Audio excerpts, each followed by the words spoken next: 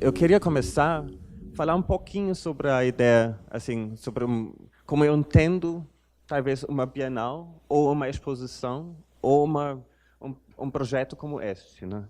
E pensar um pouquinho sobre o que significa isso. O que é o papel de uma Bienal? O que uma Bienal ou um projeto de exposição desse porte consegue fazer? Eu acredito muito nessa ideia de produzir a realidade, né? Ou promover a diversidade, ou estar pensamento crítico, ou formar um público, ou articular argumentos. Talvez você quer passar para o próximo. Eu vou rapidinho comentar, assim, vou contar e vou ser relativamente rápido. Vocês me interrompem quando vocês não entendem meu português com sotaque de alemão, ou quando está não claro, uma pergunta. Um dos primeiros projetos que eu organizei como curador, tem que ficar mais perto? Hã? Ah, eu tenho que falar mais perto, então tá, pronto. Isso já é uma... Um dos primeiros projetos que organizei como exposição foi uma exposição com o artista tailandês Rick Vanija, que também já participou, eu vou mostrar ele de novo, também na Bienal de São Paulo, em 2006.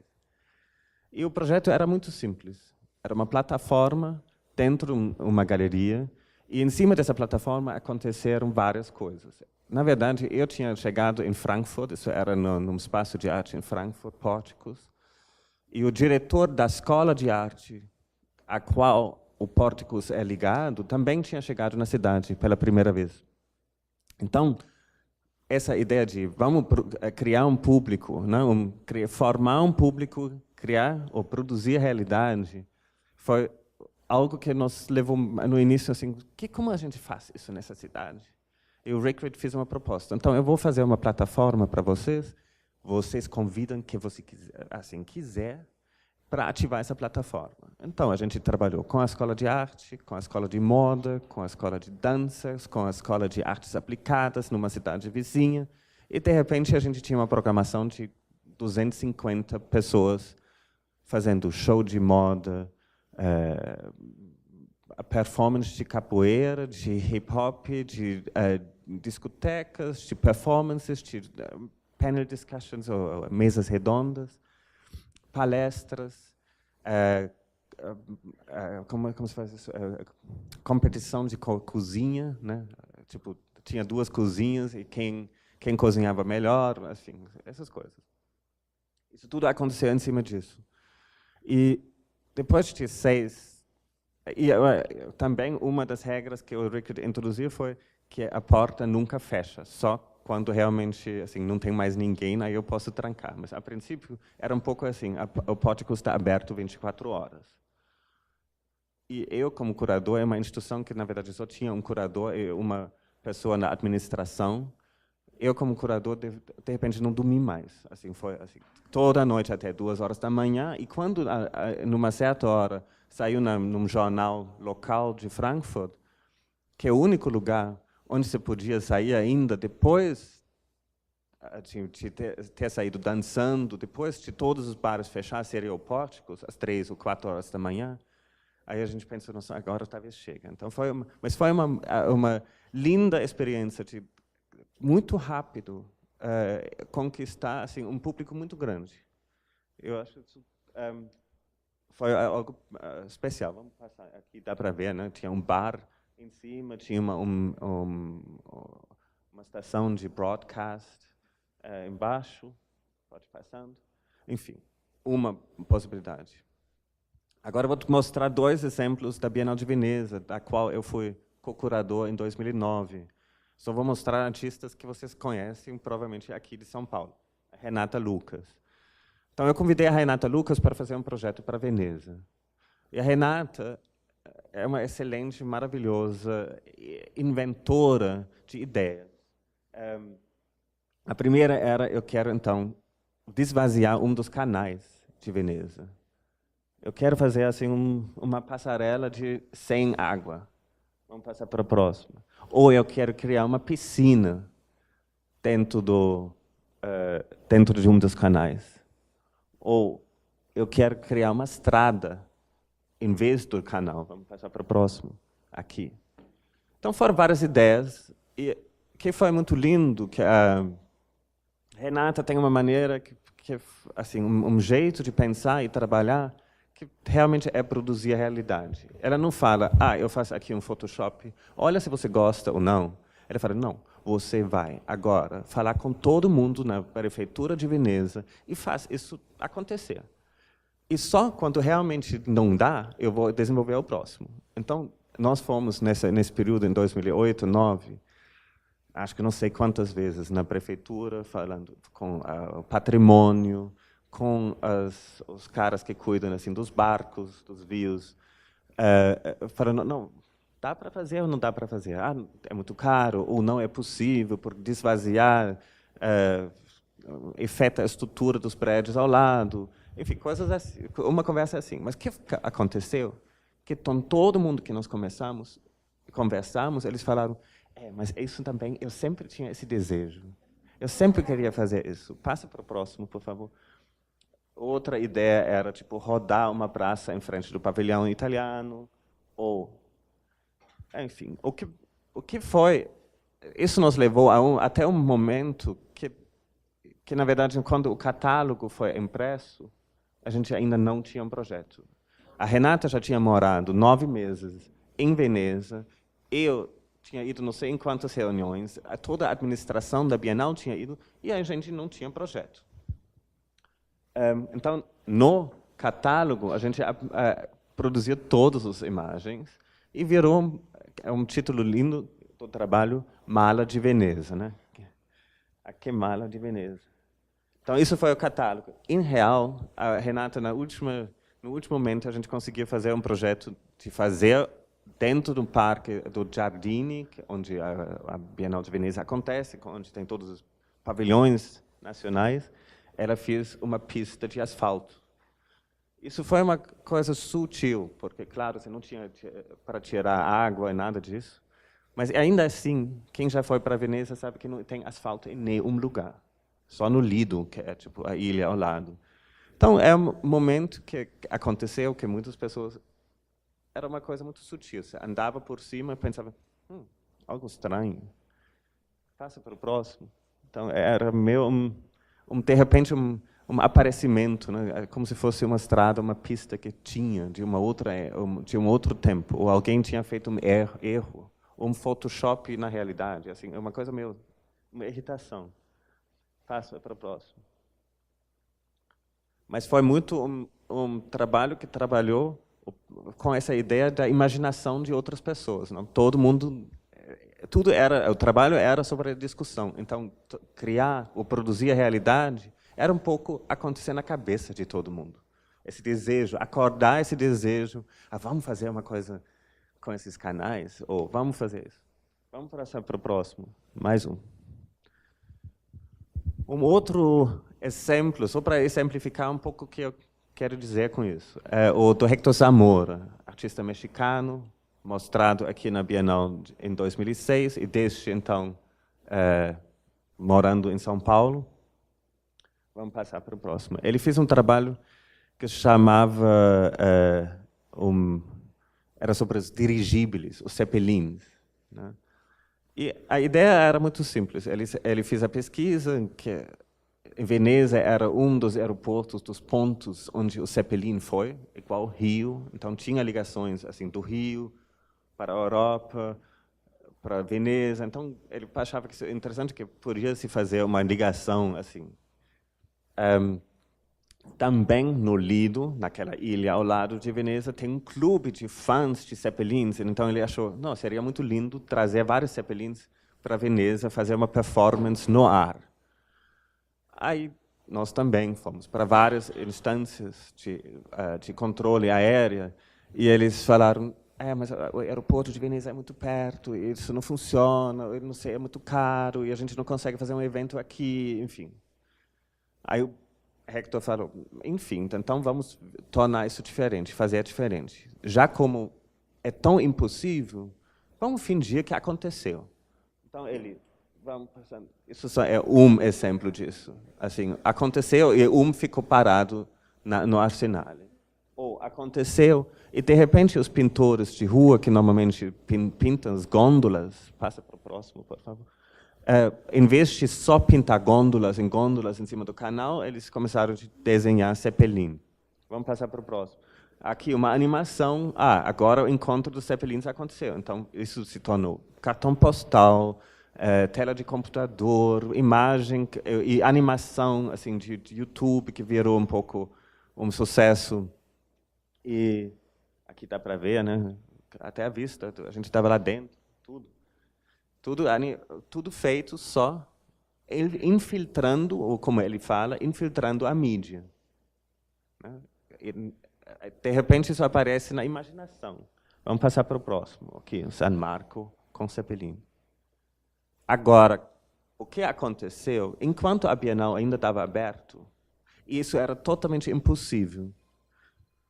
Saiu esse artigo no jornal de Veneza, falando, basicamente anunciando que a partir do ano que vem seria possível para turistas buscar ou comprar uma passagem com Zeppelin para fazer uma volta em cima de Veneza.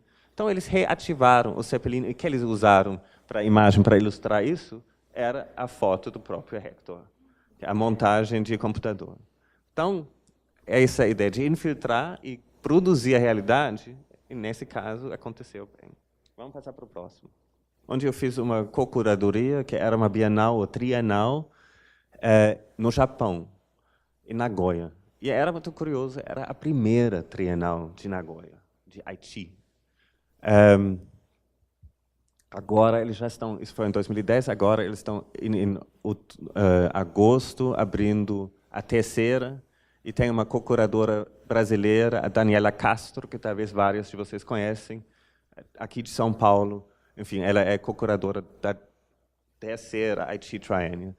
Mas, enfim, eu trabalhei com vários artistas, e, entre elas a Lúcia Koch, também morando aqui, trabalhando em São Paulo.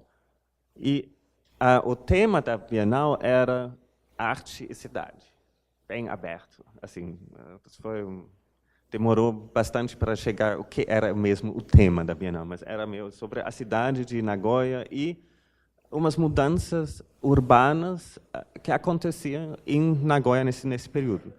Tem uma área que é Jochamachi, que é uma área antigamente predominante, como se chama, comércio de tecidos.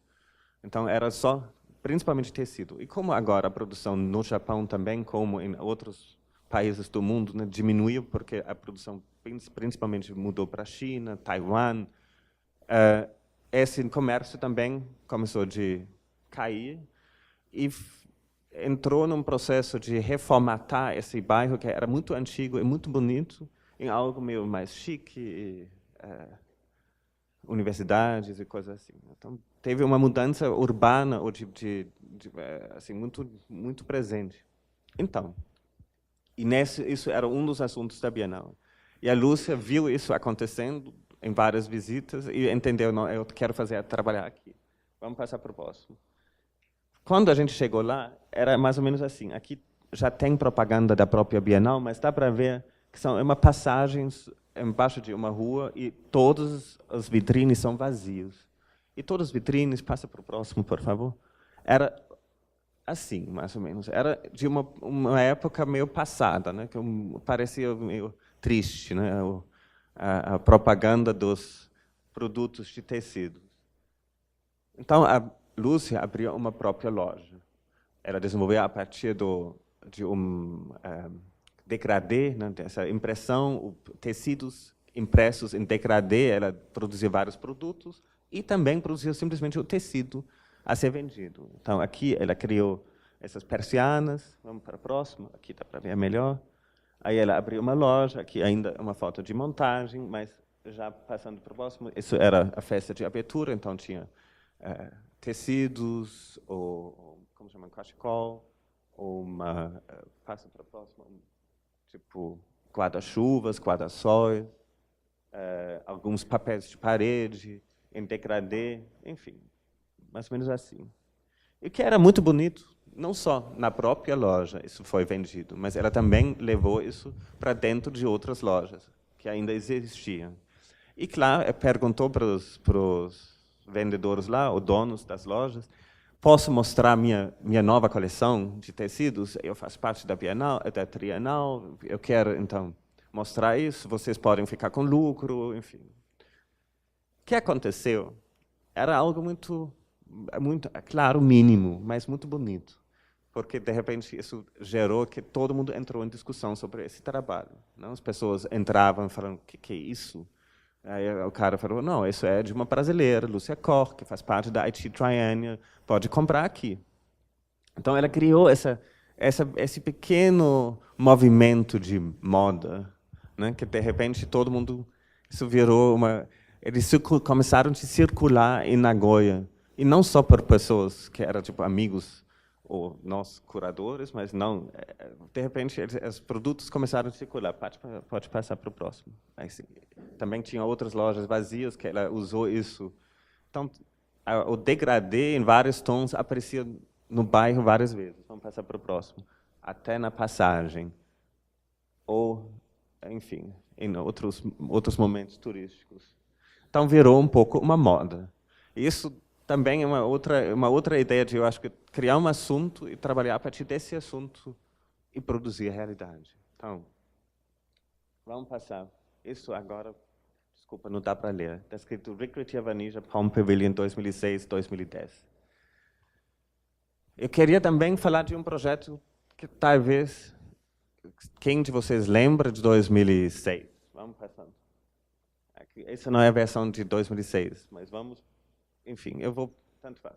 Em 2006, a Lisete Lanhado tinha me convidado para fazer parte da curadoria para um projeto muito específico, que era uma sessão em homenagem ao artista belga Marcel Protas. E talvez alguns de vocês lembrem desse período. Era uma área no centro, no segundo piso, e no terceiro piso tinha trabalhos do Marcel Protas, esse artista aqui.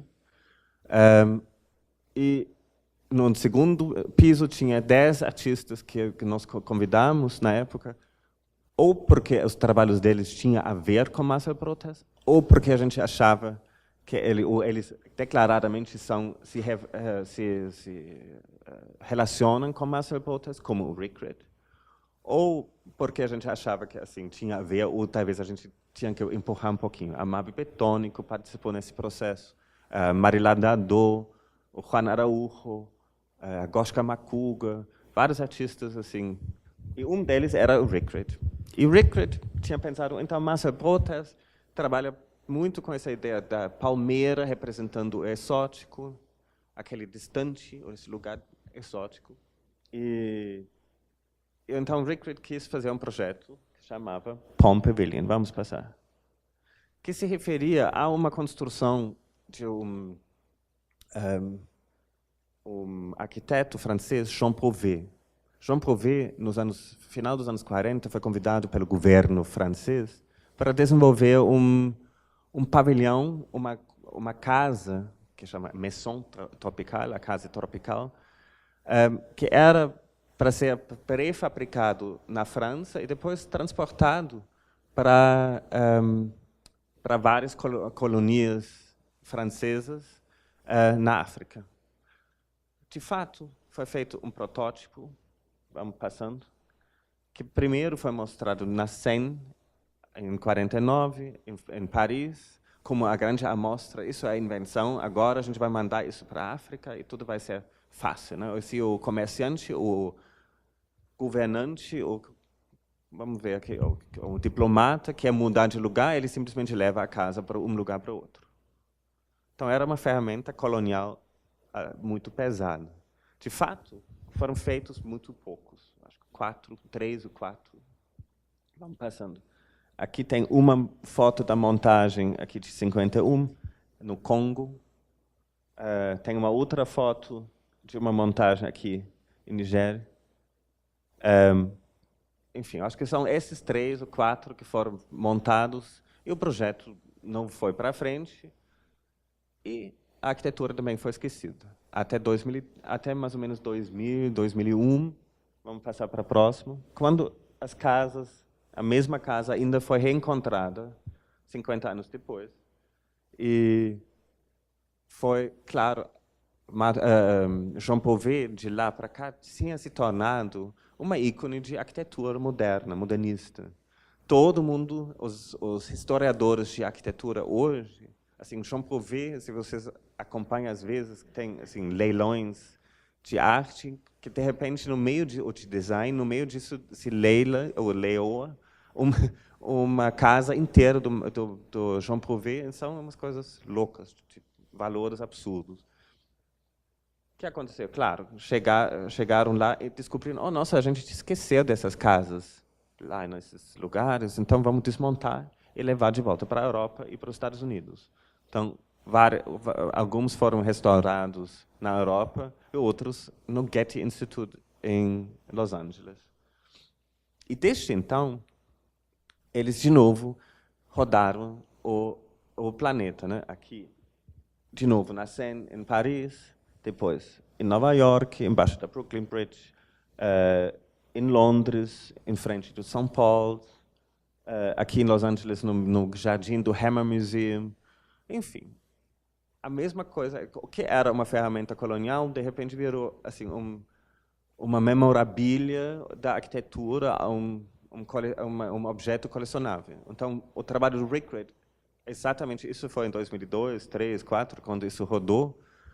Em 2005, quando a gente fez um convite para a Bienal de 2006, ele falou, não, então, eu vou fazer minha maison tropical. E fez uma cópia, podemos passar? Tailandesa disso.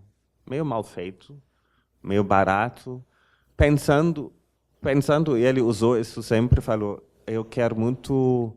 Eu entendo, já como isso é uma ferramenta de colonização, o Brasil é um dos poucos países onde um tailandês pode viajar sem precisar de um visto. Então, se há no futuro uma possibilidade de colonizar algum lugar da Tailândia, vindo da Tailândia, provavelmente é o Brasil. Então, vamos mandar isso ao Brasil. Mas eu estou mostrando isso um pouco também porque tinha muita limitação. Assim, esse trabalho, teoricamente, era maravilhoso. Praticamente, vamos passar para o próximo, dentro de uma coleção de palmeiras, que a gente trabalhou também, na época, em parceria com o Jardim Botânico.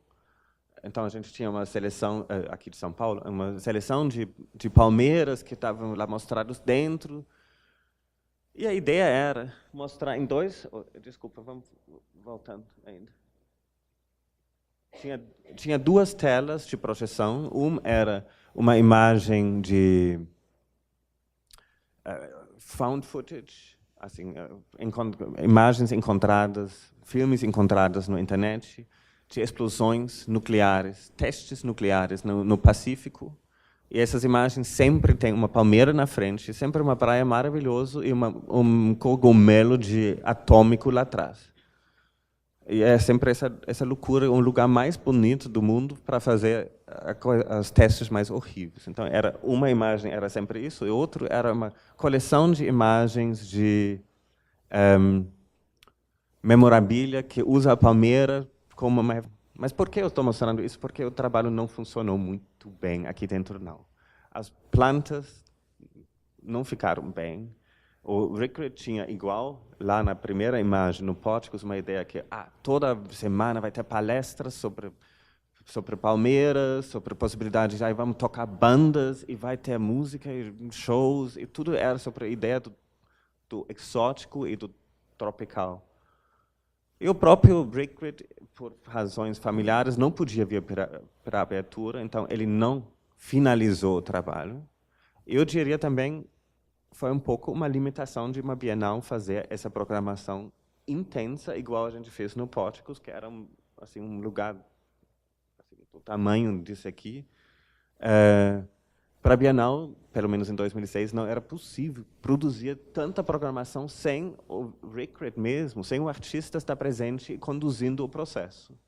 Isso eu acho algo muito, muito importante pensar quando a gente pensa sobre a ativação de espaço, como curadores, como organizadores de exposição, também entender tem limites, não funciona talvez, né? Não é. E foi um pouco assim.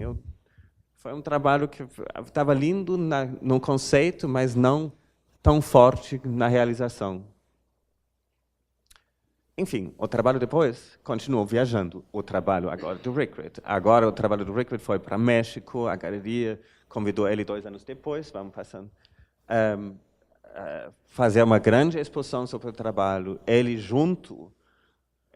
assim, tirou as palmeiras de dentro, colocou para fora, continua trabalhando em cima de umas vitrines. Nas vitrines tinha memorabilias assim, de objetos, uma coleção de produtos que usam a palmeira para falar do exótico, daquele longe, né, daquele maravilhoso tropical. Vamos passando aqui. Dá para ver uma bandeira, alguns cartões postais, vamos passando. Aí, em 2010, apareceu o mesmo trabalho de novo, assim, meio, de repente, na minha vida, e o Rickert falou, você está trabalhando lá em Inhotim? Vocês não têm uma coleção de palmeiras? Será que o trabalho não fica bom lá? Aí a gente assim, viajou, trabalhou de novo, do México, de volta ao Brasil, dessa vez para Minas, a gente montou lá no meio do jardim, nós montamos ao lado, ele falou, precisa ter um quiosque ao lado, né, para ter produtos de palmeira. Então, de repente, virou lá que dá para comprar água de coco, pastéis, algumas coisas de palmito, enfim. E virou o trabalho que está lá até hoje, com uma coleção de, não sei, várias centenas de todos os continentes, palmeiras ao volta. E, de repente, que é bonito, se tornou, eu acho, a Maria Eugênia pode falar disso melhor, um dos trabalhos talvez mais importantes para pensar onde é Inhotim, né? Esse lugar, onde a gente está. Então, virou uma ferramenta para trabalho educativo muito importante, porque a palmeira em si, a maioria das palmeiras não são do Brasil, então todos também são importados, são tanto assim exóticos aqui como eles estavam para um artista belga nos anos 70, pensando sobre o exótico, o trópico, e ele usando a palmeira assim como um lugar distante. É uma ferramenta, é uma cópia de uma ferramenta colonial, mas ela se desdobra de repente também pensando sobre assim os colonizadores que vieram ao Brasil, trouxeram tantas plantas para cá, tantas palmeiras para cá, que agora, pensando que isso supostamente é uma das coleções maiores do mundo de palmeiras, a maioria deles é importado em algum momento. Não necessariamente agora, mas talvez, enfim, durante os séculos. Então, é um trabalho muito rico. Essa ideia do trabalho ter viajado, vamos dizer, o original, de Paris para o Congo, de volta para Paris, para vários outros lugares, depois viajar a cópia de São Paulo para o México, para Inhotim, e de repente a ideia de Brumadinho, em Minas Gerais, onde eu estou, ganha uma importância muito, muito forte. E essa ideia de se localizar é algo que eu acho bem bonito nesse trabalho. Eu sei, vamos passar para o próximo, aqui só mais uma imagem, foi um pouco o trabalho que vocês fizeram nos últimos dias. Assim, onde eu estou, da onde eu estou operando, né? Então, eu acho que isso, nesse sentido, para mim, é um trabalho muito, muito forte. Eu gosto de pensar, a partir desse trabalho, muitos assuntos que a gente está querendo discutir. Enfim, vamos passar para o próximo. Talvez uma água.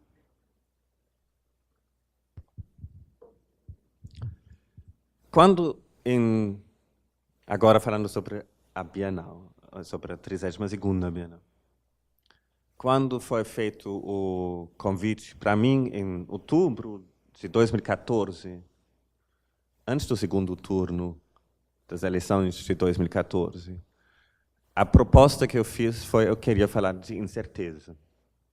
Na época, vamos passando, na época eu estava pesquisando alguns artistas que eu achava muito interessante que eles tinha feito, eu me interessava muito para estratégias artísticas, assim, uma estratégia de, por exemplo, esse, que é um artista que se chama Jiro Takamatsu, um artista japonês, que nos anos 70, não, desculpa, final dos anos 60, fiz esse trabalho que chama Stone Numeral, e o que ele fez foi uma série de fotografias dele mesmo, sentado na beira de um rio, enumerando todas as pedras, assim, todas as pedras ao lado do rio, na beira do rio. O que eu acho bonito nesse trabalho é a total impossibilidade de acabar. Ele é desde o início um trabalho Sísifos. É um trabalho inacabável. É tentar medir algo que é imensurável. Essa ideia de insistir nessa ação de medir o imensurável, assim, foi algo que me levou um pouco pensando sobre incerteza, né? E tentar de medir o incerto.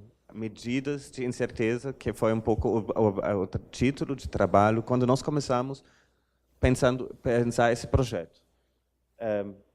Vamos fazendo isso também, só uma referência de um trabalho muito famoso do Sildo, que na verdade existe em vários desdobramentos, mas essa, assim, só existe como essa foto, né?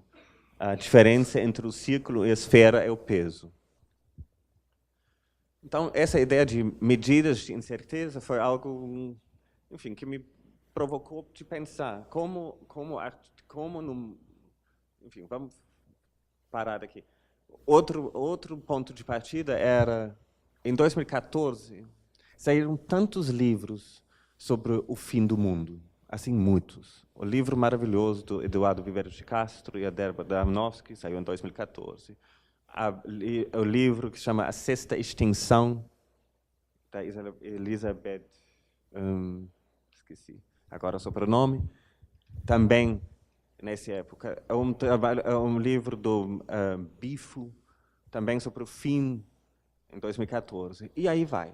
Então, eu comecei a criar uma pequena coleção de literatura de extinção, sobre o fim, que todos foram publicados em 2014. Então, eu pensei que seria interessante falar sobre, nesse momento, sobre o fim, sobre a extinção, sobre a ecologia, sobre a educação, nesse momento, que de repente tem tanta literatura, tanto pensamento sobre como isso tudo vai, para onde a gente vai chegar, como isso vai acabar.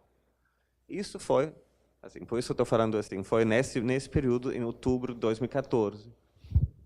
Então, a gente começou a trabalhar a partir dessa ideia de medidas de incerteza, ou desmedidas de certezas, ou, assim, talvez a desmedida da incerteza. Enfim, começar a pensar, isso que foi um pouco o início. Nesse período, eu consegui convidar os vários co-curadores, que a gente já falou que vocês vão encontrar todo mundo, e todo mundo vai poder um pouco falar da experiência deles. Mas eu acho importante pensar que acho que tinha uma outra, assim, tinha algo que me interessava muito, ou me levava para convidar essas 4 pessoas, porque cada uma deles tem uma pesquisa muito específica que eu achava muito importante para discutir incerteza. Então, o Lars Panglassen tem trabalhado sobre, assim, sobre ideias, o espiritualismo, o esoterismo, de uma forma, e arte e cultura muito forte. Tem feito, assim, tem muito um pensamento meio holístico, ou talvez cosmológico, que eu acho bem interessante, e ele tem publicado bastante, então foi uma pessoa que eu achava importante ter perto. A Gabi Nobo, a curadora sul-africana, ela tem feito um trabalho lindo em várias frentes, mas um desses trabalhos, por exemplo, ela fez uma curadoria, eu acho que em Durban, em 2011, que era quando tinha a Conferência Mundial Climática em Durban. Ela fez uma exposição que chamava Don't Panic. Era sobre arte e ecologia. E ela trabalhava, além disso, num projeto que chamava o Centro de Reconstrução Histórica que era projeto de artistas para pensar assim, acontecimentos na história sul-africana e assim, desenvolver uma reflexão e trabalho cultural a partir dessa história. Então, é um trabalho muito forte, muito lindo, e espero que ela vai poder apresentar isso para vocês em uma certa forma. A Sofia Orasquaga, a co-curadora mexicana, tem feito uma pesquisa muito rica em modelos de educação. Então, ela tem assim, fiz exposições, projetos de pesquisa sobre ideias de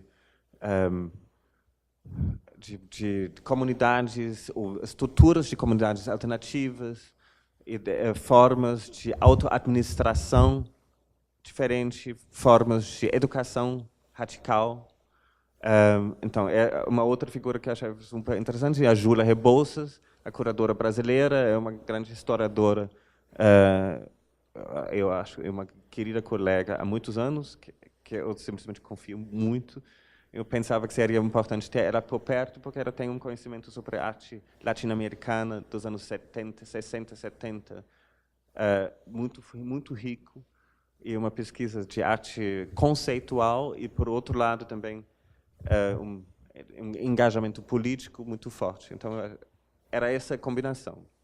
Mas também era uma combinação que foi criada, pensada em 2014. Eu repito isso um pouquinho, porque a gente tinha que mudar o título. Vamos passando.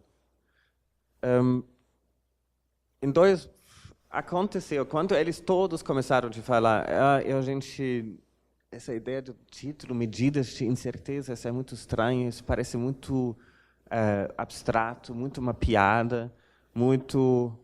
Então, a gente começou a desmontar um pouco o próprio título. Que era um ponto de partida para todas essas discussões.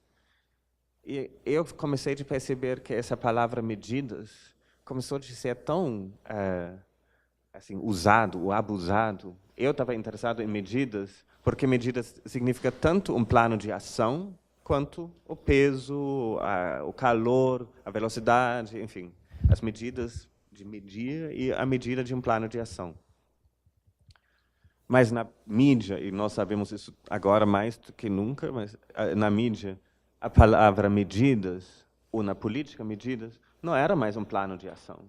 Era só uma constatação que algo tem que mudar. Então, novas medidas contra a corrupção, novas medidas contra a inflação, novas medidas contra... Então, são medidas contra, não medidas pró. Isso é algo que, na verdade, a palavra está meio estranha, né? A gente sabia que as medidas de emergência são planos de ação. Não é uma coisa, eu estou contra a emergência, eu estou, assim, um plano de ação. Mas hoje, a palavra medidas é totalmente assim, abusado, virou outra coisa. Isso, para aliviar a gente um pouquinho, isso não é só em português. Measures, na literatura internacional e na imprensa internacional também virou outra coisa. Não é mais measures as a plan of action, mas measures contra. Então, a gente precisava tirar isso. Eu digo isso foi em 2000, assim, um ano atrás, mais ou menos, que a gente falou, não, a gente tem que mudar o título. Então, em agosto, setembro, agosto, a gente introduziu um novo título, Incerteza Viva. Querendo falar sobre incerteza, muitos pensando que tem que se falar de incerteza e celebrar isso um pouquinho. Não, incerteza é uma condição de nós que vivemos sempre, mas da qual se abrem muitos caminhos. A gente pensa, por exemplo, lembra, por exemplo, na música jazz, na improvisação, a incerteza, aquele momento de total improvisação e não saber que será o próximo, é o momento de maior alegria, né? É a maior satisfação de chegar nesse momento de total vazio e tomar a próxima decisão. Assim, tem teorias na música, ou talvez mais relatos de experiência de músicos sobre esse momento de desvazamento inteiro e tomar decisões e abrir novos caminhos. Isso é algo muito poderoso. E artistas fazem isso o tempo inteiro, né? A arte faz isso o tempo inteiro, trabalhar com o não conhecido, com o acaso, que talvez com resultado que não necessariamente é previsto. Isso eu acho interessante, assim, interessante, nós sabemos isso, mas o grande público talvez não. Que, na verdade, na arte é possível errar, é possível fazer algo e não pensar desde o início que tem que chegar nesse fim. Não é conduzido pelo pragmatismo como o resto. É possível arriscar algo e tirar muito proveito, e, assim, uma certa alegria desse momento, que uma decisão não está tomada ainda. Ou eu tomo uma decisão, mas eu não vou me arrepender imediatamente. Isso não é... Artistas basicamente não se arrependem, né? Eles sempre passam por isso e depois vai aprender com uma falha, com um erro, com algo que não deu certo, mas, enfim, vai para frente. Então, acho que isso é algo que a arte pode oferecer para outros campos de conhecimento de uma forma muito generosa, muito inclusiva. Então, a gente queria falar disso. A gente queria falar de incerteza distante do medo ou distante da crise, como a imprensa, os políticos nos fazem acreditar, né? Eu também acho que, assim, agora, incerteza, eu não sei. Agora, desde agosto, nosso tema ficou isso ficou o título e pronto. Mas agora, também, recentemente, a palavra incerteza foi tão inflacionado. Assim, quem viu a votação no Congresso sabe que em quase cada terceiro depoimento tinha alguém que falava: você está causando incerteza, ou é contra a incerteza. Que loucura. Então, a palavra, de repente, também ficou complicado, mas isso é algo que a gente tem que trabalhar com isso. A gente não tem como reagir o tempo inteiro. Eu acho que para nós foi importante. Agora a gente vai ver alguns trabalhos. Eu acho que quando se pensa sobre uma Bienal, se pensa muito não a partir de um tema abstrato. Não é porque nós achávamos interessante de falar de incerteza ou de incerteza viva. Era importante porque os artistas falam agora mais sobre incerteza, ou falam mais sobre ecologia, ou falam mais, apontam. Então, eu gosto muito de assim, citar um escritor inglês, Adam Serwer, escreveu isso muito bonito. Uma vez ele sempre fala assim: a arte, o privilégio da arte é ser mais preciso com o relógio do que o próprio relógio com o tempo. Ser mais preciso com o tempo do que o próprio relógio. É isso. Eu acho que um tema de uma Bienal não aparece na cabeça do curador. Ela aparece porque ela aparece nos estúdios, nos ateliês de artistas com quem a gente conversa.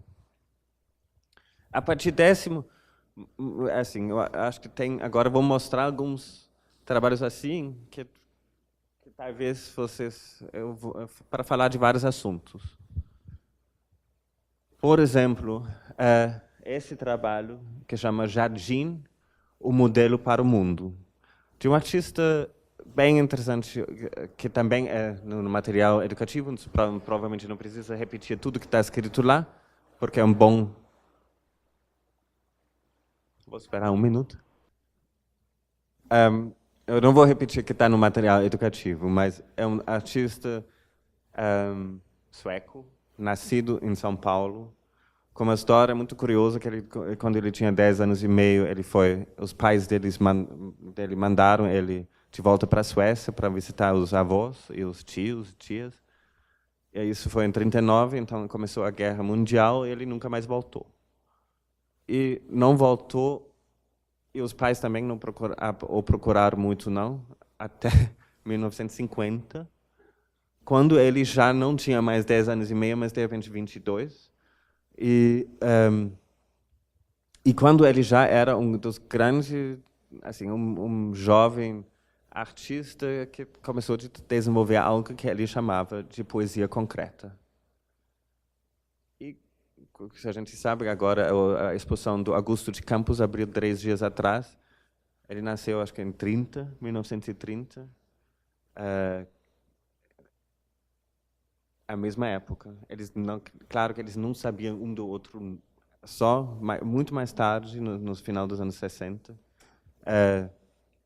Também curioso, tipo, o outro artista que a gente anunciou agora na lista, que quem foi ao Rio, por exemplo, via no mar, a exposição maravilhosa do Vladimir de Espino, também um artista nascido em 1927. Ele começou a trabalhar em poesia concreta já assim um pouco mais cedo do que todo mundo, porque ele já começou com 10, 11, 12 anos fazer poesia concreta. Mas ele também não sabia necessariamente dos outros. Mas é algo muito curioso, que é uma turma que nasceu nos mesmos anos e em vários lugares do mundo. Tem uma outra turma que começou a fazer poesia concreta na Suécia. Então, é um artista nesse sentido muito interessante. Ele levou, Wallström, levou essa ideia da poesia concreta, vamos passando assim, para o gibi, para mapas.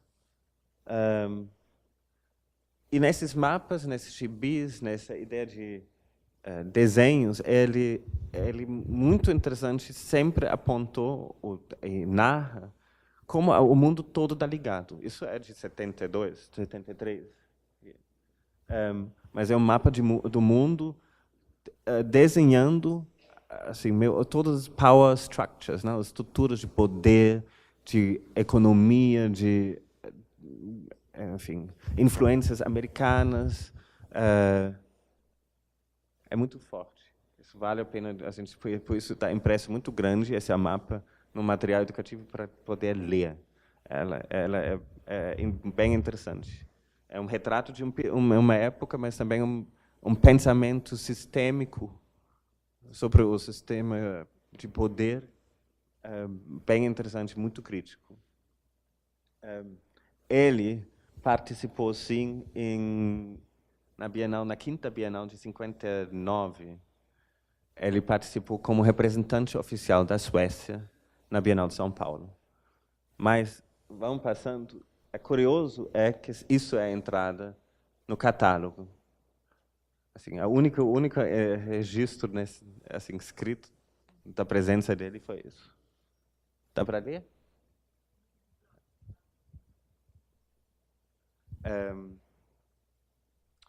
E desde então, ele foi uma vez representado na Bienal do Mercosul, e essa foi uma série de trabalhos impressos, depois viajou para a Pinacoteca. Mas depois, assim, grandes montagens nunca foram mostradas na Bienal de São Paulo. Vamos passando. Isso é mais uma imagem, podemos passar. Esse é provavelmente o trabalho que nós vamos mostrar. Isso é uma escultura que é de 66, então bem cedo na carreira dele ainda, como artista plástico. E é uma escultura que, na verdade, são vários elementos cúbicos que, em várias configurações, criam outros tipos de leitura. Então, ele ainda é um trabalho visual que não tem texto, mas ele é muito textual. Então, ele é muito ligado a uma ideia de poesia concreta. A gente espera também que a gente pode mostrar 2 trabalhos sonoros que são assim poesia concreta mesmo. E vocês vão perceber quando a gente monta eles e quando a gente escuta eles que ele tem totalmente um outro entendimento de poesia concreta do que os brasileiros. Os brasileiros trabalharam muito com a ideia de letra, né, assim, texto no papel. Então é muito gráfico, é uma ideia, uma desconstrução arquitetônica, gráfica.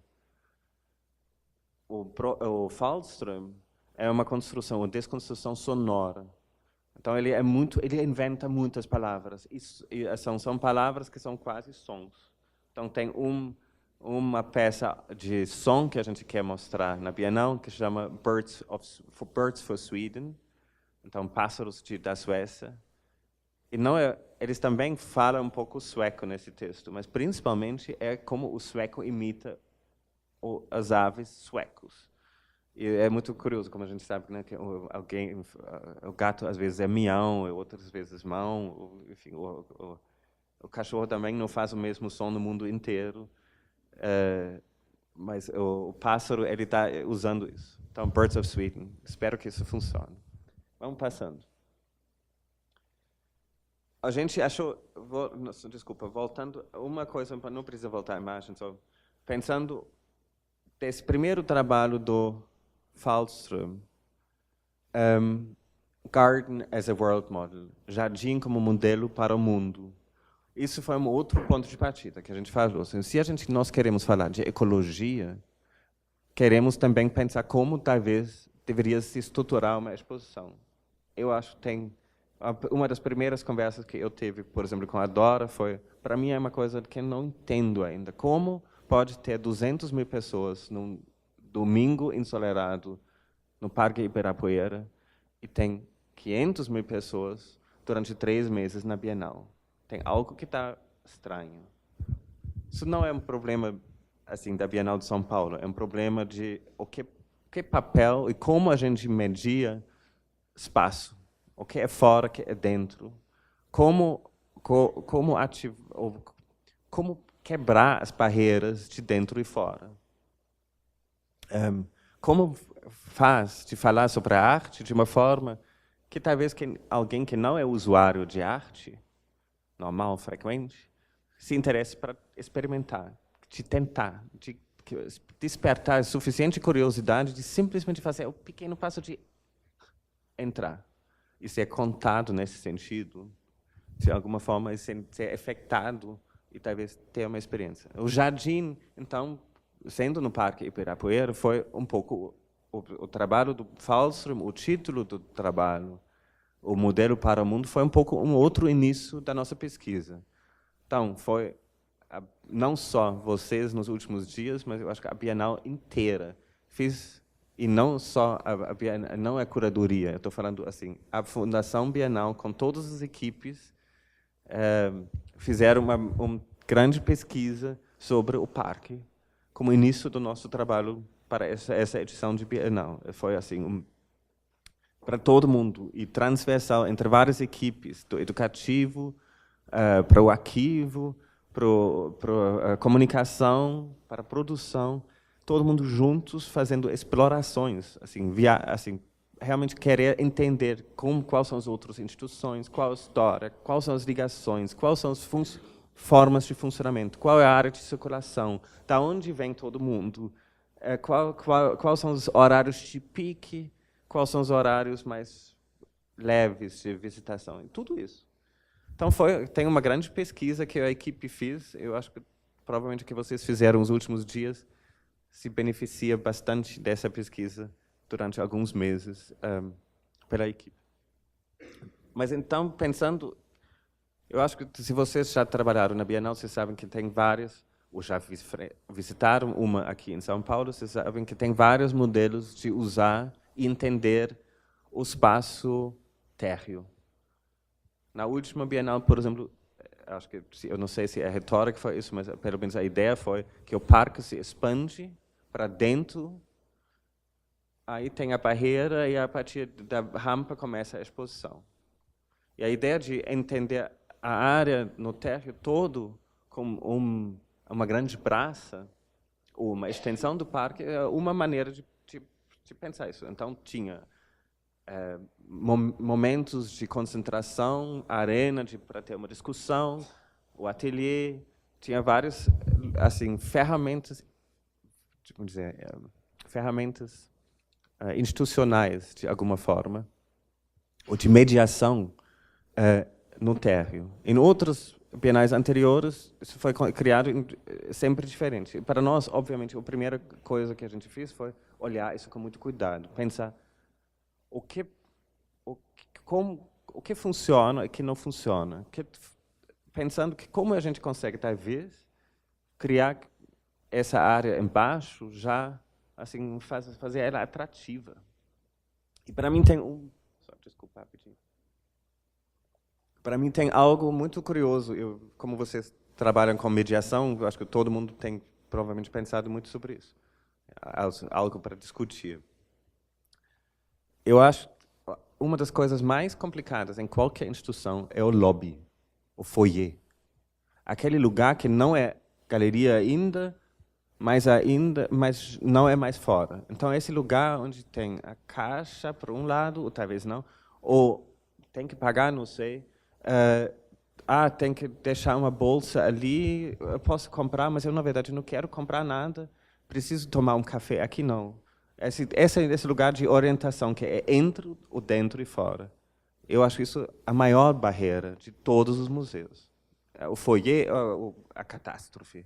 Porque o foyer é um lugar onde eu já, assim, não tenho muita dificuldade de passar por ele uma vez na galeria.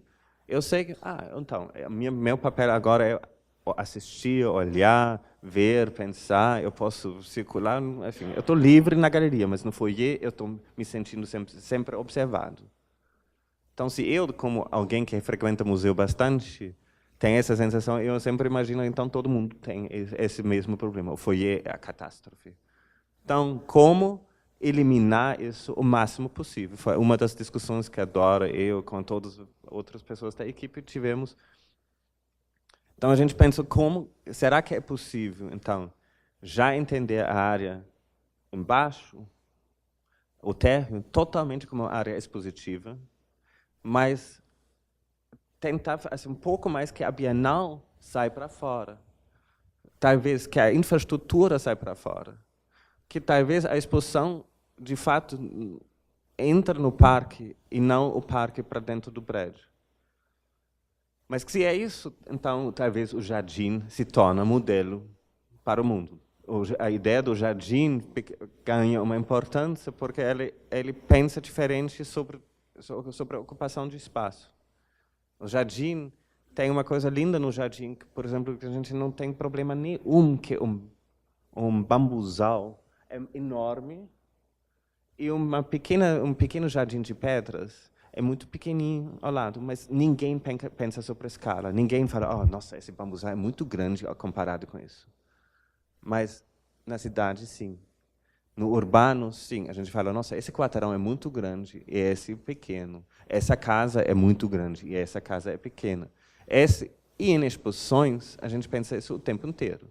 A gente fala, nossa, esse trabalho é muito grande e esse trabalho talvez é meio pequeno. Então, a gente pensa, se é possível, então, talvez, usar o jardim como modelo, e não sobre metáfora, mas como estratégia de construir a exposição, poderia ser interessante, porque isso permite que as coisas tenham concentração tem densidades diferentes, mas não tudo é em comparação.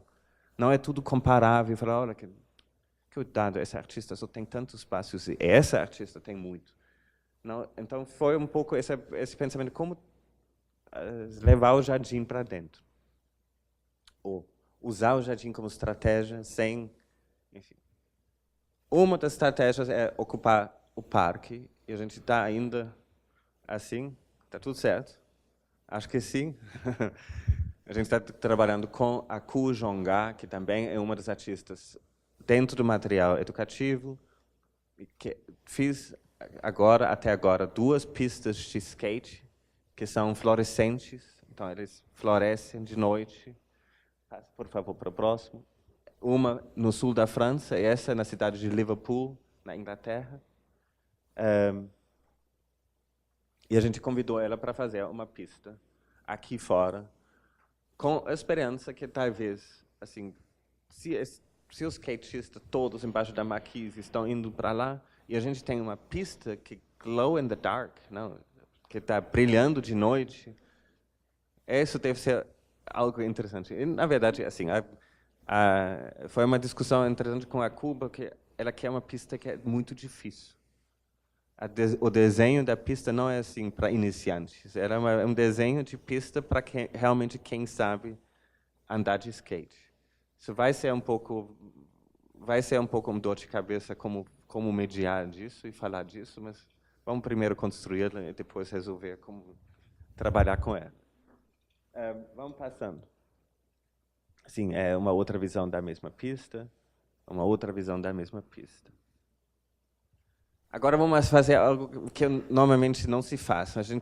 Eu vou mostrar umas ferramentas de trabalho, que é o SketchUp, né? Aquele programa que faz agora para curador e artista, imaginar tudo já antes de construir.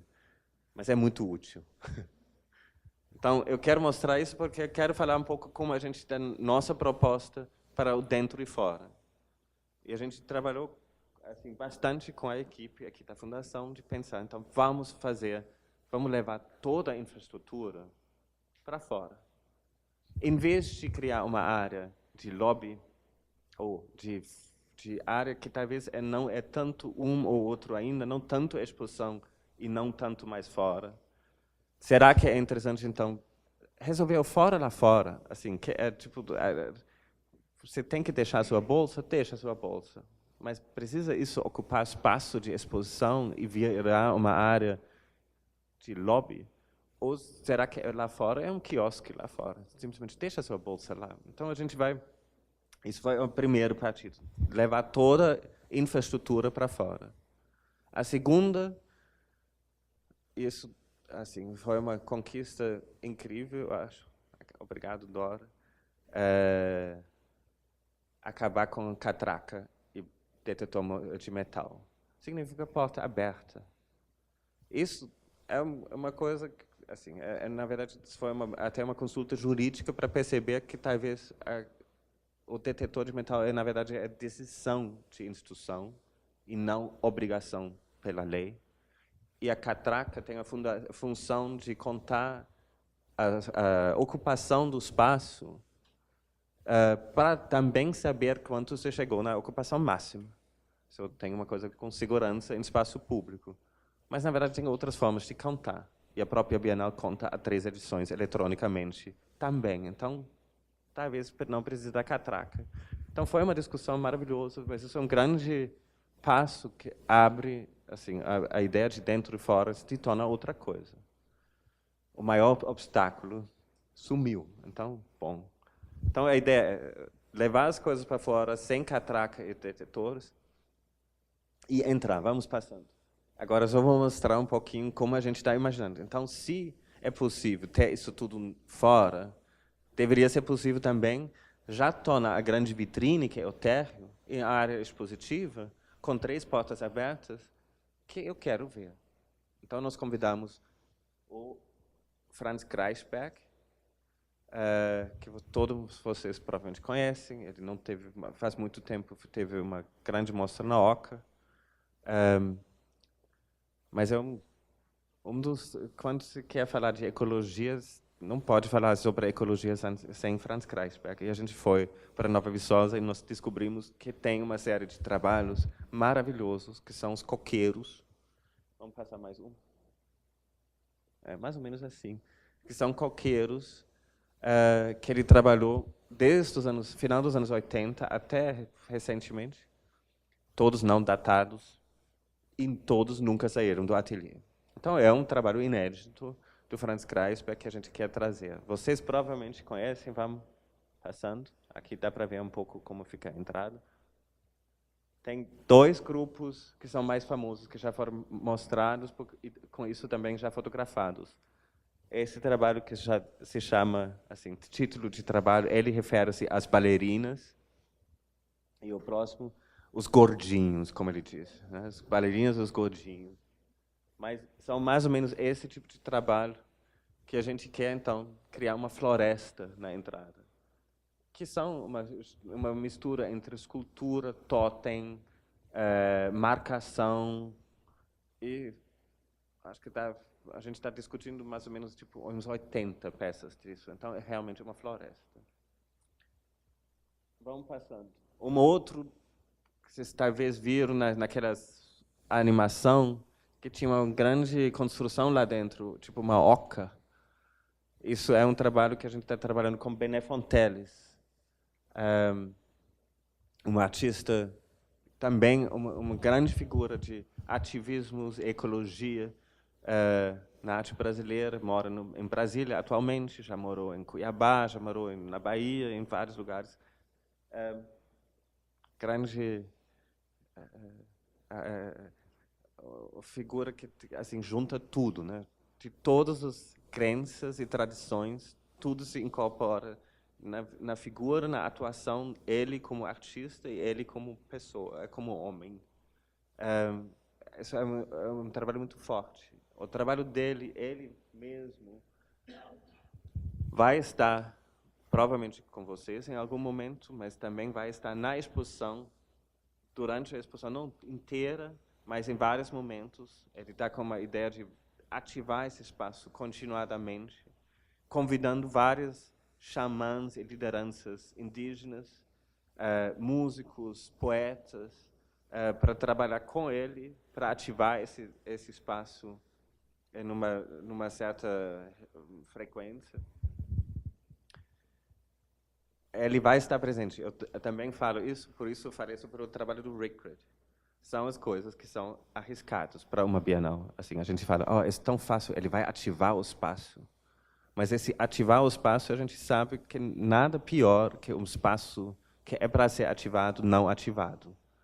Então, a gente também, eu acho que tem essa consciência e muita discussão com ele, como isso acontece, como esse espaço vai ganhar essa força e como ele vai ficar forte sem ele presente. Isso é uma discussão que eu acho que está rolando já há quase um ano com ele, mas nos próximos meses vai se concretizar e realmente tomar decisões. Assim, eu acho isso muito relevante, essa ideia, o que acontece quando ele não está. Vamos passando. Lindas esculturas, as ex-culturas do Bené Fonteles. Tem isso também no caderno, no material educativo.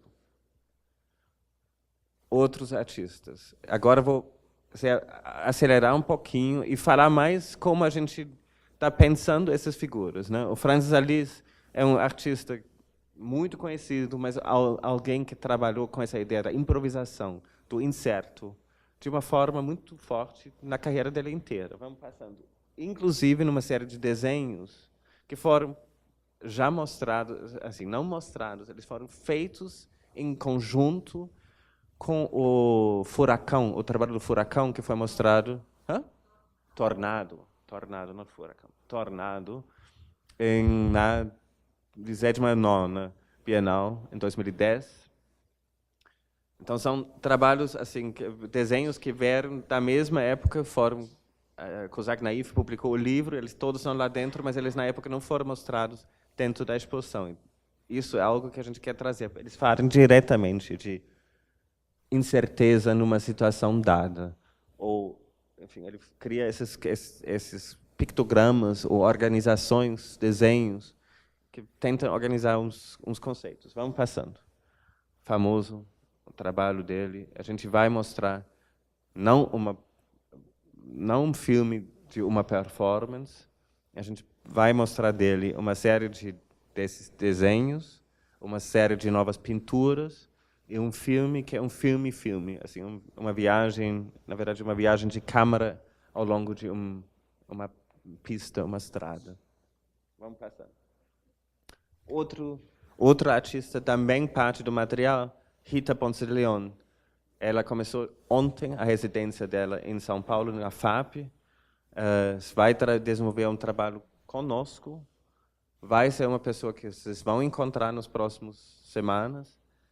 E é uma pessoa que tem um trabalho lindo sobre interação, ativação, assim, pensando o público como atuador dentro da obra. Algo muito lindo, muito forte. Vamos passando aqui, por exemplo. Esse trabalho está no material didático, mas, na verdade, que é um pouco uma exposição que é dividido por esse tecido. E tudo acontece via trocas de objetos entre um lado para o outro. Vamos passando. Ela tem essa prática de desenho. Enfim, podemos passando. Uma outra artista inglesa, Ruth Ewan, com um trabalho muito lindo. Isso também, vocês vão entender por que faz sentido nesse pensamento entre ecologia e medidas de incerteza. É um trabalho que foi criado, mostrou ano passado em Londres, e ela está adaptando esse trabalho agora ao Brasil, para nosso contexto. É um trabalho que ela usou na Revolução Francesa. Foi desenvolvido o calendário assim revolucionário. E o calendário revolucionário não se orientava pela lua, o sol, mas, na verdade, era um calendário totalmente ligado à ideia agronomia, né, como chama isso? Agronomia, sim. Assim, agricultura, não agronomia, agricultura. Então, tem os dias, acho que são um pouco mais do que 365, são mais dias no ano, mas ele é decimal e ele é organizado pelos as ervas que crescem numa certa época, as árvores que florescem numa certa época. Então, é um calendário totalmente em resposta à natureza e às ideias de agricultura. Então, qual ferramenta se usa em qual momento, em qual dia se assim, corta qual tipo de coisa. Então, é um trabalho bem lindo. Vai dar trabalho manter esse trabalho vivo, mas vamos para frente. Aqui são vários objetos. Cada um deles representa um dia. Outro grupo de artistas é uma dupla, Nomeda e Gediminas Urbonas, que são da Lituânia.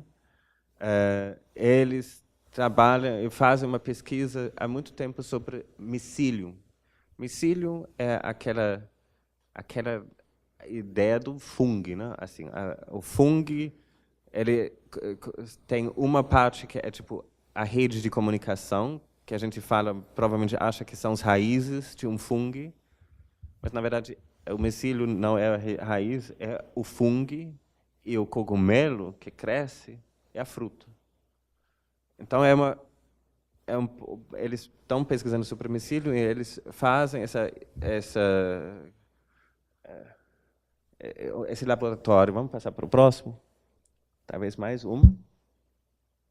Um tipo de laboratório em qual o público está convidado de participar nessa experimentação. Então, criar formas com um micílio dentro, que depois vai crescer, vai endurecer, assim, vai crescendo, e depois dá para ressecar isso, eles se tornam em formas assim fixas, que podem, assim, que nem quebra, assim, são muito estáveis. Essa produção é algo que eles querem fazer aqui dentro. Vamos passando. Outra artista histórica muito linda, que também parte do material educativo, Lourdes Castro, uma artista portuguesa de Madeira, que tem feito esse trabalho lindo, que ano passado foi mostrado pela primeira vez. E o Lars, o curador Lars, e eu tivemos a sorte de ver essa exposição em Lisboa. Falei, nossa, esse trabalho temos que mostrar aqui. É uma coleção de vermelho, chama O Outro Livro Rouge. Um outro livro vermelho.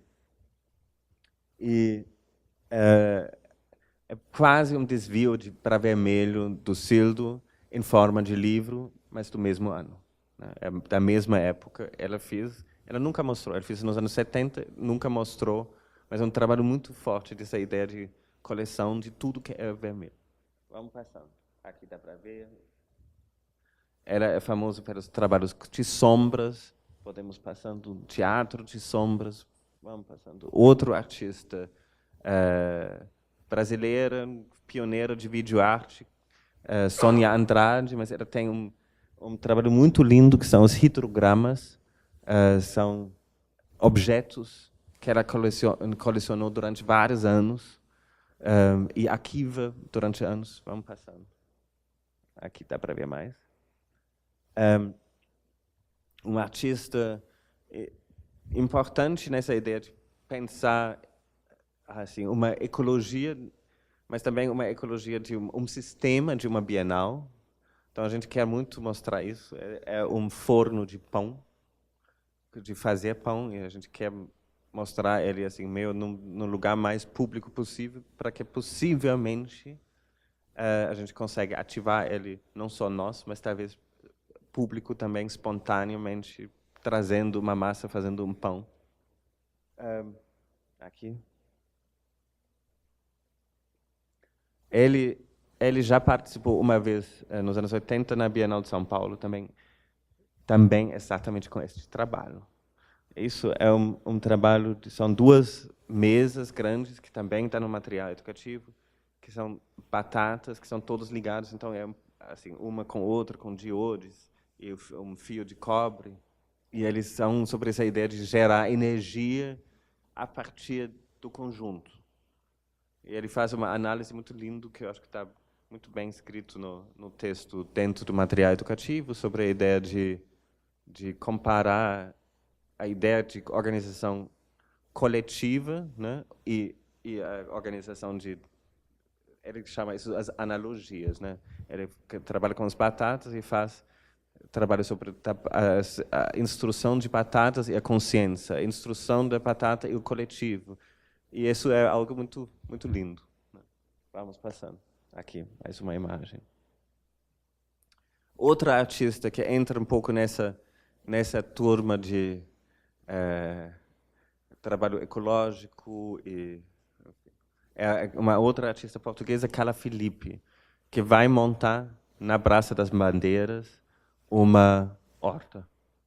Uma escultura horta.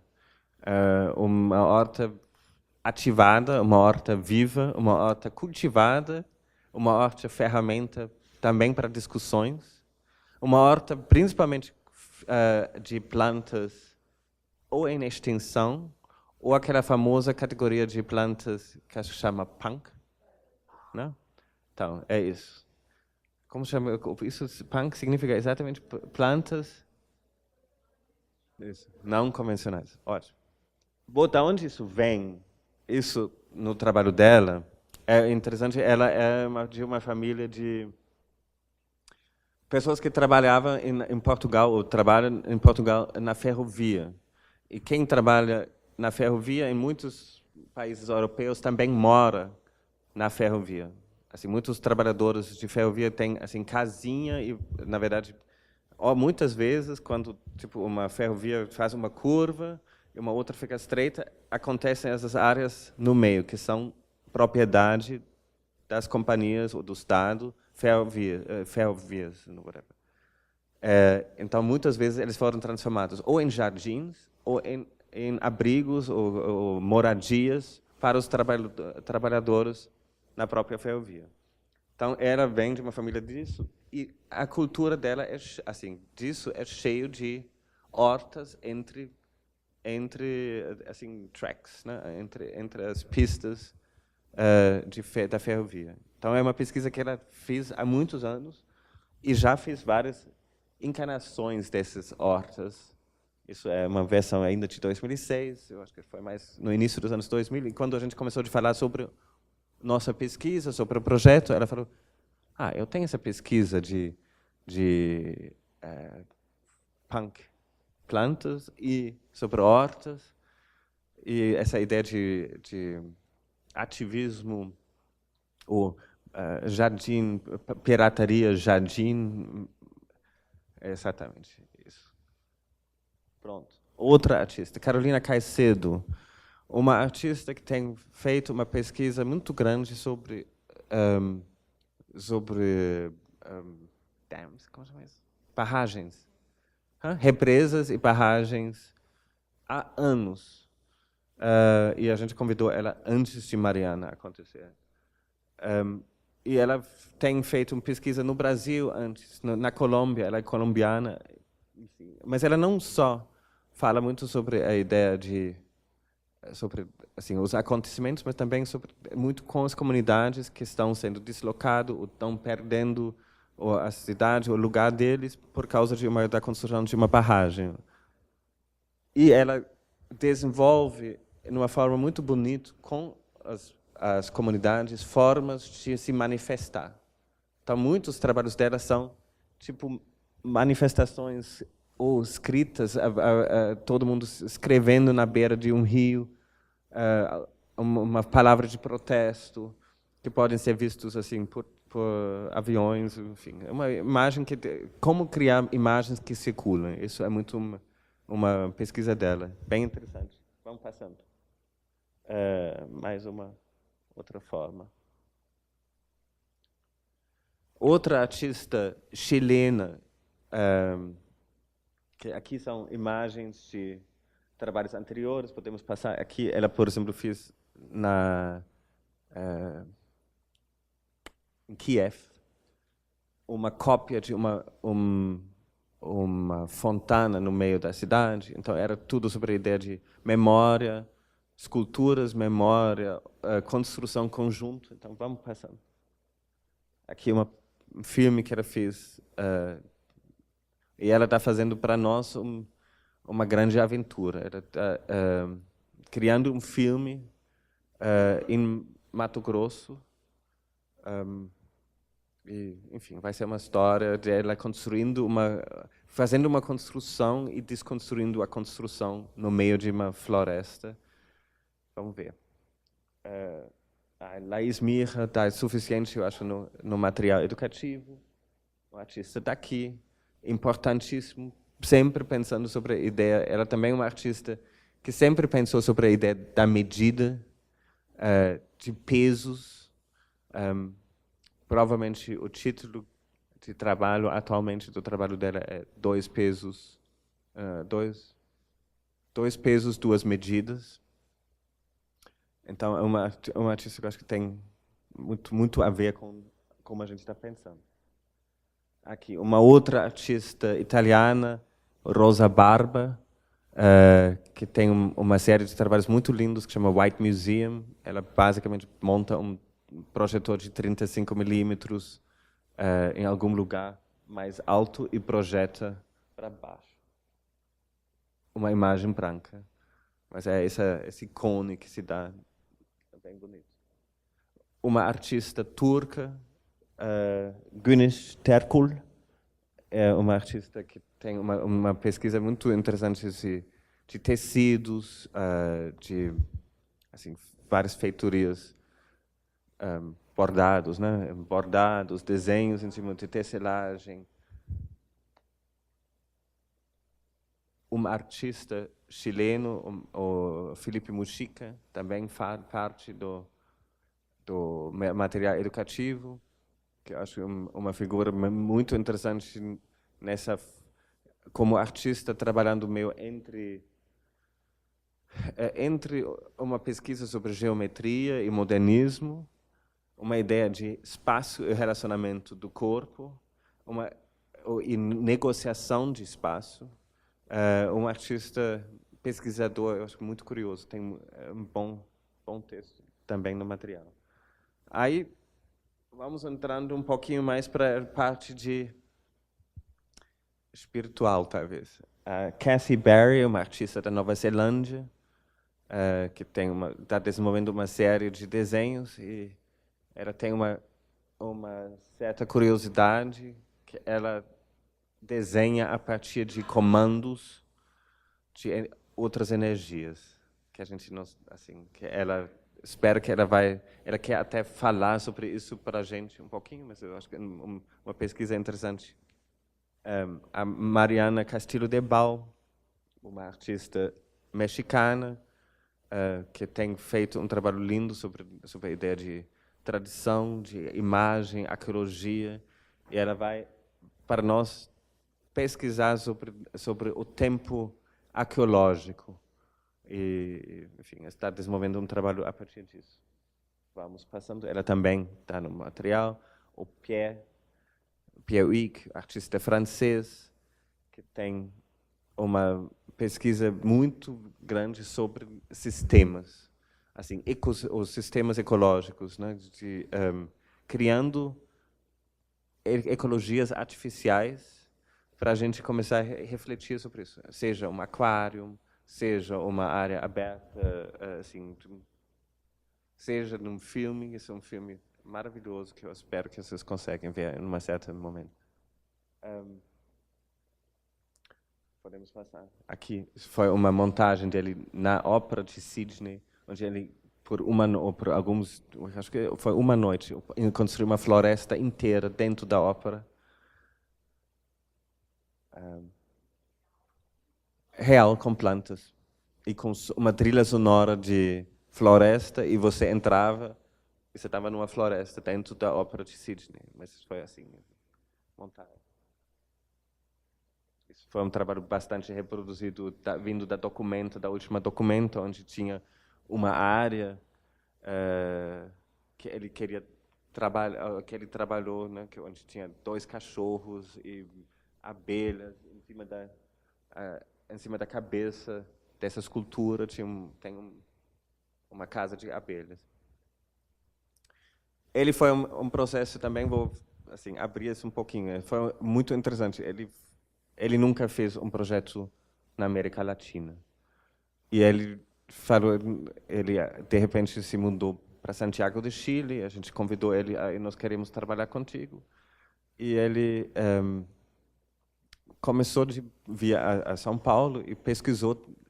Tinha essa ideia na mente. Ele queria muito criar de novo uma grande área, um habitat, né? Uma ecologia, um ecossistema, idealmente ao ar livre. Então a gente foi visitar, rodar o parque, ao redor do parque. Até encontramos interessantíssimos terrenos aqui, assim, do outro lado do parque, totalmente vazios, abandonados e em não sei quais complicações de construções paradas. A artista brasileira Bárbara Wagner, que vem pesquisando cenas, assim, cultura popular, cenas de música. Ela está trabalhando há muito tempo um filme sobre música brega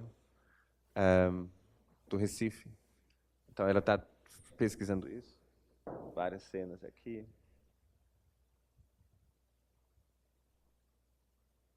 O Gabriel Abrantes, um outro artista português, que desenvolveu um trabalho, assim, um feature film, né, não uma longa, é um curto, mas um filme de ficção.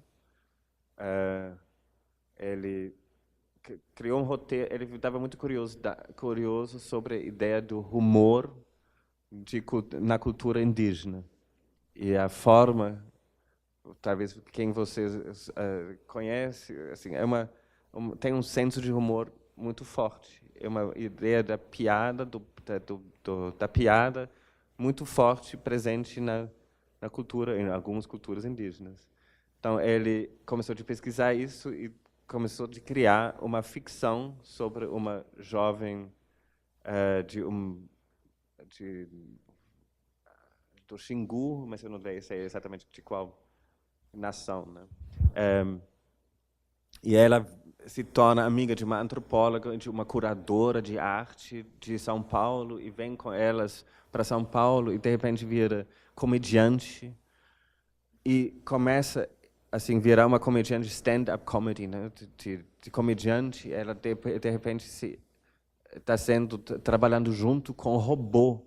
Então, assim, inteligência artificial e essa ideia de criar piada via inteligência artificial é algo super investigado, claro, na tecnologia, né? Na informática, como gerar piadas, né? Então, isso é aí as duas conversam e depois ela volta à família dela e, enquanto disso, ela, na vida, carreira dela em São Paulo, se construi uma barragem, uma barragem, e o povo, a cidade, o lugar, o povo dela foi deslocado e entra no protesto em Brasília. Então, uma narrativa que parece totalmente fantástica, mas é muito real, baseado em muitos acontecimentos. A própria, assim, durante a pesquisa e durante a filmagem, no Xingu, o próprio Gabriel Abrantes encontrou a pessoa que ele achava que era uma fantasia, mas de fato que foi ao São Paulo e virou assim uma comediante em São Paulo e depois voltou à cidade dela. Então é uma história muito perto da realidade. Enfim, vamos passando. Um trabalho novo do Jonathan Andrade, que é um trabalho lindo que vai estar no térreo e bem no início da exposição. Um trabalho maravilhoso de vários pescadores que ele também inventa essa tradição que em vez de pescar e matar o peixe, eles basicamente abraçam o peixe até ele morrer. Isso é algo muito carinhoso, muito brutal, e é um filme incrível de tensão,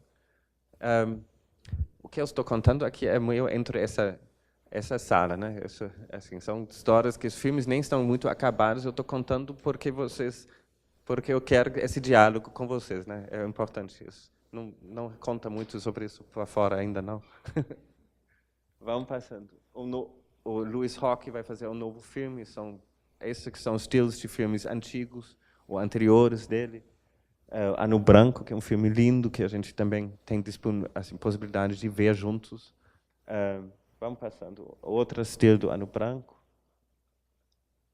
O Novo Monumento, um outro filme do Louis Roque. Ótimo, podemos passando. Um pintor, Michek Massambo. Só para ver que tem também, temos tudo. Isso talvez é importante falar um pouco sobre o que a gente está pretendendo com a Helen Zibidi. Ela também faz parte do projeto do material educativo. É uma artista já assim mais conhecida na África do Sul, deve ter uns mais ou menos 70 anos, 70 e poucos anos. E ela tem feito um trabalho, talvez na próxima imagem dá para ver, não, são as duas telas que são um díptico, mas a gente não consegue assim ver eles juntos. Enfim, essas duas telas criaram um díptico que chama As Lágrimas da África. É um trabalho que ela fez assim de 88, mas um trabalho muito forte que conta assim a história de sofrimento, de ser negra, ser mulher, ser artista, vem do interior, vem de ter assim trabalhado e crescido num sistema de apartheid, enfim, é um trabalho muito forte e muito rico de várias narrativas. É um trabalho que ela nunca, esse trabalho já foi exposto, mas o trabalho nunca foi vendido. Ela vive com esse trabalho. E a Gabi Nobo, que é muito amiga dela, conta que é um pouco um trabalho que ela sempre usa para contar não só dar aula sobre a arte, mas também sobre a história da África, sobre a história da África do Sul, sobre a história dela própria. É uma ferramenta, então, ela gosta de dar aula nesse sentido, tipo, convidar pessoas para a casa dela e começar a falar sobre esse trabalho, e a partir desse trabalho se desenvolve uma discussão. Então, o que a Gabi propôs para nós, e que nós estamos propondo para vocês e para a Bienal, é trazer essa obra e convidar ela para ficar algumas semanas em residência em Salvador e trabalhar a partir disso, fazer a contrapintura. Assim, pensar uma nova pintura que ela faz em reação ao Lágrimas de África. Vivendo, assim, eu nunca tinha ido ao Brasil, mas pensando a partir do Brasil sobre esse trabalho, sobre a vida dela, sobre a ideia da representação de uma história. Então, acho que isso vai ser algo que a gente não sabe que vai acontecer, como vai ficar, mas eu estou muito intrigado por essa história, assim, convidando ela para desenvolver um trabalho a partir de um trabalho que ela já fez em 88, em reação a este. E ela está muito feliz, está vindo em julho, acho. Um artista que a gente vai mostrar também é o Gilvan Suamico. Ele também não está vivo mais, faleceu, acho que em 2011, 12. Mas ele fez, ou talvez 14, não lembro. Mas ele fez nos últimos 38 anos da vida dele uma xilogravura por ano. E são sempre essas assim, narrativas meio cosmológicas. E ele trabalhou nisso e depois ele impressa e são vendidos, enfim, mas são uma peça por ano. E a gente vai conseguir trazer eles, os 38 todos, que são muito fortes e ricos. Aqui, uma outra. E mais uma.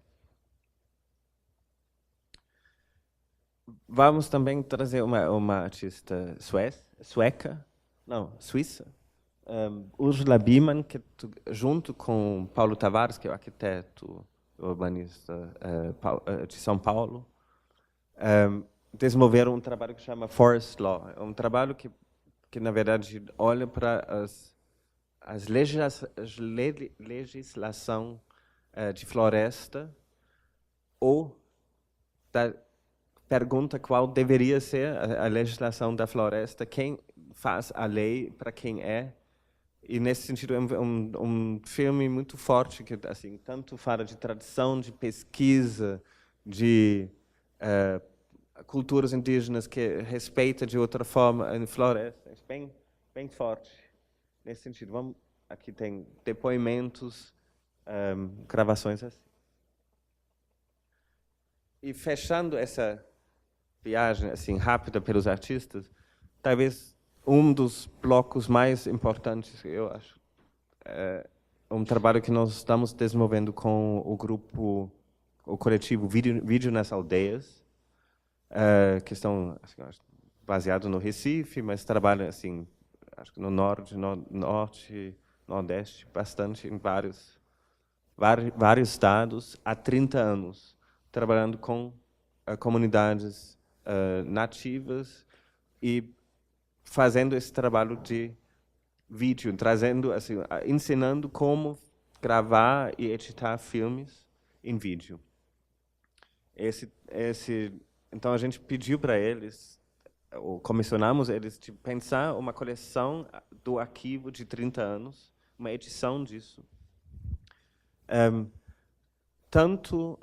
Aí tem tanto uns trabalhos que são documentários. É uma coisa muito linda, né, que aconteceu na história de Vídeos nas Aldeias. Né? Quando eles começaram a trabalhar com as primeiras comunidades, se filmando mesmo, ficou muito claro que algumas culturas, algumas tradições, de repente, não era mais tão forte como eles tinham imaginado. E na imagem ficou claro que talvez vale a pena sim se vestir em roupa tradicional e não fazer a mesma cerimônia em não sei, calça jeans ou shorts, enfim. Ou sobre limpeza, sobre tradições. Então tem um momento de autorreflexão sobre a própria cultura. E a partir disso, durante os anos e criando confiança, aumentou bastante a produção de filmes de ficção, assim, por criadores indígenas nas próprias comunidades. Isso é algo muito interessante. Então a gente está querendo trazer assim várias grandes projeções que vão assim ocupar um lugar importante no segundo andar, para realmente ver esses arquivos. São fortes.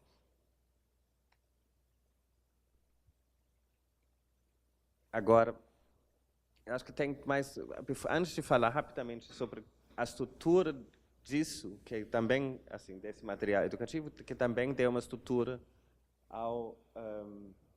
à nossa pesquisa. A gente já está chegando no fim, né? Já está na hora, né? Vou rapidinho. Mas tem 2 projetos importantes para vocês entenderem também um pouco como a gente falou sobre a ideia de dentro-fora, entender também a estrutura da Bienal. Eu acho que tem um projeto muito importante para falar que não tem imagem, do Jorge Mene Barreto. Um projeto que a gente convidou o Jorge para desenvolver conosco um trabalho do restaurante, o trabalho para operar o restaurante. Ele basicamente fez uma proposta falando, eu penso que a Bienal precisa entrar assim, pensar mais sistemicamente. Assim, ele queria, então tem tantas pessoas aqui trabalhando, tantas pessoas aqui vendo arte, então tem um restaurante, sempre tem um restaurante. E sempre não tem muito, ele presta um serviço ao restaurante, mas a ideia era, será que a gente não pode fazer o restaurante, então, tornar parte da própria experiência da exposição? Então, já como a gente quer falar de horta, de ecologia, de jardim como modelo do mundo, sobre extinção de biodiversidade e de diversidade cultural, vamos então também pensar sobre o próprio alimento e como a Bienal opera o restaurante. Então, ele fez a proposta de trabalhar com várias agroflorestas e produtores orgânicos na região ao volta de São Paulo e e a gente conseguiu uma infraestrutura para isso acontecer. Vai ter um restaurante 100% orgânico, 100% em base de vegetais. E isso vai ser o restaurante que opera. E todos os produtos vêm de agroflorestas da região ou de produtores orgânicos. E a ideia é que isso seja mediado, seja falado de onde vem, como isso chegou aqui, para que serve, como produz. Então, a ideia de que a própria alimentação na Bienal vai fazer parte desse processo de experiência, de encontro com sabedorias diversas. Isso é a proposta dele. Vamos ver que isso funciona. É importante para nós, para mim é muito importante que isso funcione. Que não seja um ato simbólico, um gesto. Não é sobre ser um gesto, é sobre introduzir o modelo, como poderia operar um restaurante de museu, como poderia operar um restaurante qualquer. Como, talvez, criar trazer uma linguagem de falar, como o Jorge mesmo fala, uma política do paladar, como introduzir isso para um grande público. Então, acho que, nesse sentido, espero criar ou produzir realidade um pouquinho. Agora, antes de fechar rapidamente, porque eu acho isso algo que já saiu bastante na imprensa, foi falado, a gente soltou newsletters sobre isso, sobre os dias de estudo. Até agora, na nossa programação pública pré-bienal, nós organizamos 3 eventos e daqui um pouco 4 eventos fora de São Paulo, fora do público local daqui. Por quê? Assim, um pouco rapidinho, pensando para trás. Eu acho que ficou muito claro que, se vocês lembram, bienais, talvez até 2004, 2002, 2006 ainda, a Bienal era a principal janela para a arte do mundo inteiro, né? Assim, a maior instituição que trazia obras de artistas de fora, quem todo mundo teve, provavelmente a maioria de vocês e a maioria dos meus amigos, todo mundo teve a formação dentro da Bienal. E via tudo que aconteceu no mundo dentro da Bienal ou em revistas. Isso mudou, né? Desde 2006, 2007, 2008, a quantidade de mostras de artistas internacionais, também em São Paulo, no Rio, com Inhotim, em vários outros lugares, em Brasília agora mais e mais, enfim, tem muito mais. O circuito de arte conseguiu criar um contexto que a arte brasileira entra em diálogo com a arte internacional naturalmente em São Paulo a qualquer momento, e não mais apenas ou somente na Bienal.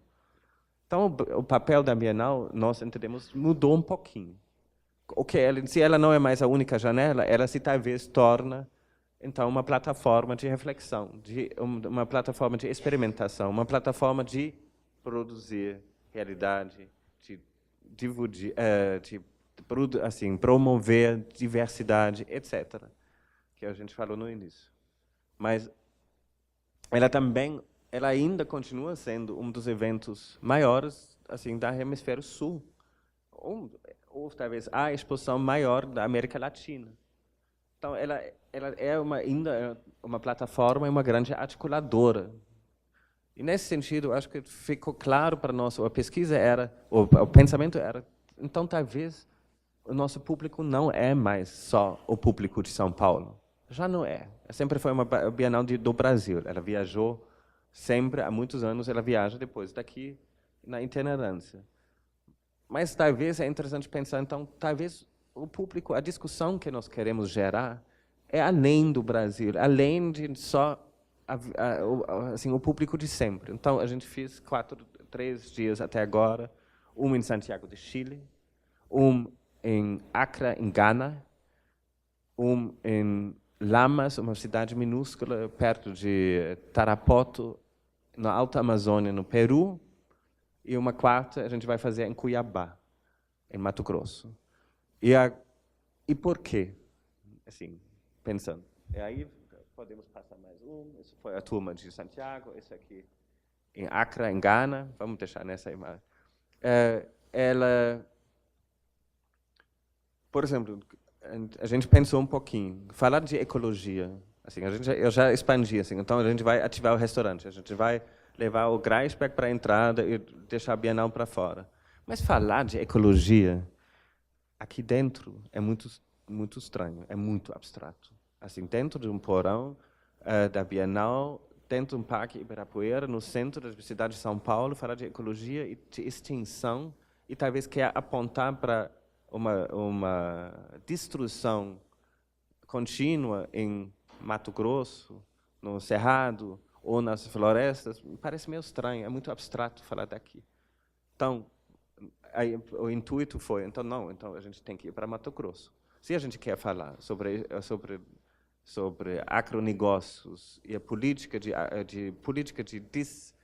desapropriação ou de ocupação de terrenos ou de